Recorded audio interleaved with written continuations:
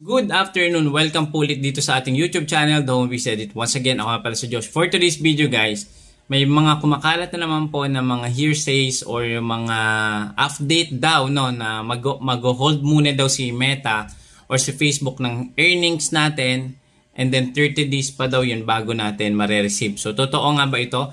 Actually meron sa akin nag-message dito sa Messenger and then sa live namin about daw dito. Kung totoo ba ito, pag-usapan natin. So, shoutout nga pala kay Isidro, no? Isang avid and solid supporter natin. Sabi niya dito, "Hi Sir Jose, baka po makatulong po ito. Nabasa ko po kasi kanina sa comment sa live nyo po regarding sa earning in longer video which mare-receive after 30 days pa." Okay?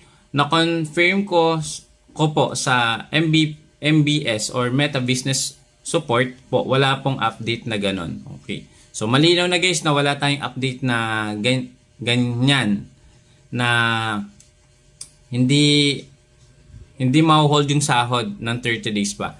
Kasi guys, before naman i-credit ni Meta, meron tayong 'di ba 21st of the month, yun kini-credit na yun. Tapos yung sa susunod na buwan, ganun din naman siya. Parang may meron tayong pondo. Okay, so ganun siya. So every 21st po, malinaw dito, no? So sabi dito, there are rumors that Meta has update regarding in receiving the earning in longer video which is after 30 days. So do you have memo for this? So sabi ng support, ayan, wala.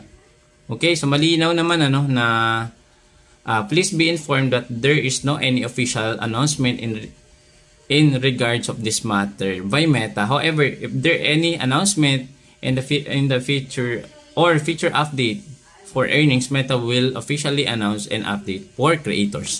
So, yun na, malinaw guys, no? Hindi po tayo dapat mag-worry kasi ang sahuran po talaga ay pumapatak ng 21st of the month.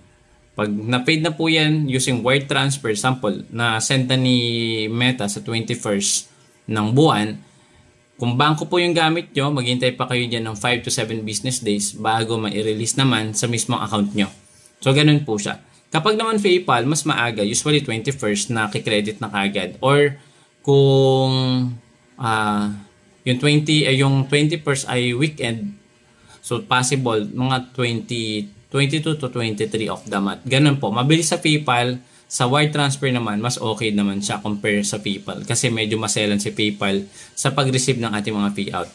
Okay, so make it sure din na kung tayo ay mag-update ng mga payout natin, payout information, make it sure na i-double check natin yung account number, tax information, TIN number, yung country, 'di ba? So, para wala maging error. Kasi once na nagkaroon ng 1-digit error yung account number nyo, may mali, at doon ay pasok ni Facebook, maghintay pa kayo ulit ng susunod na buwan or ang worst dito, nagiging not payable kapag hindi natin siya naayos kaagad or hindi natin na-appeal. So, ganun lang guys, no? Wala pong official statement si Meta about sa in-stream ads earning natin na ma-hold daw muna bago i-release. So, hindi po totoo kasi wala pa namang official announcement or update si Meta regarding dito sa topic na ito. Okay, so sana nalinawan at natutupo ulit tayo sa bagong update.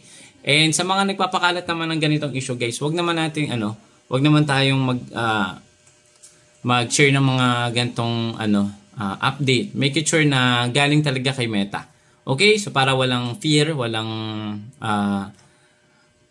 masamang dulot sa mga creators din. Siyempre, sa viewers din. Kung mangyayari ito, siyempre, baka ma-demotivate na sila mag-create ng content kung ganun katagal yung sahuran kay Facebook.